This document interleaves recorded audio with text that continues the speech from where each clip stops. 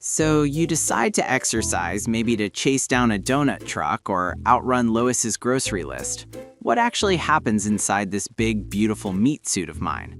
First thing, your heart starts beating faster, like it's binge watching its favorite show. That pumps more blood to your muscles so they get more oxygen and fuel. Next up, your lungs kick into overdrive.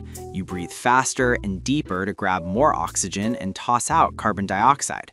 It's like opening extra windows for fresh air because the house party in your muscles just got louder. Inside the muscles, tiny power plants called mitochondria start burning fuel to make ATP. That's the energy money your cells spend. If you go easy, your body uses oxygen to make lots of ATP. If you go full Peter chasing an ice cream truck, you might run low on oxygen and make ATP the fast way, which makes lactic acid build up. Your body also releases hormones.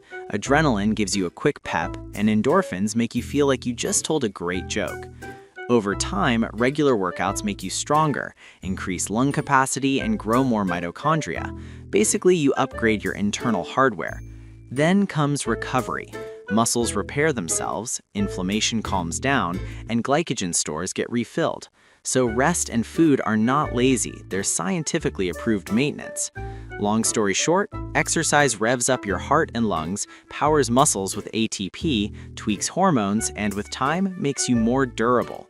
Now go move so you can eat that donut guilt-free. You're welcome.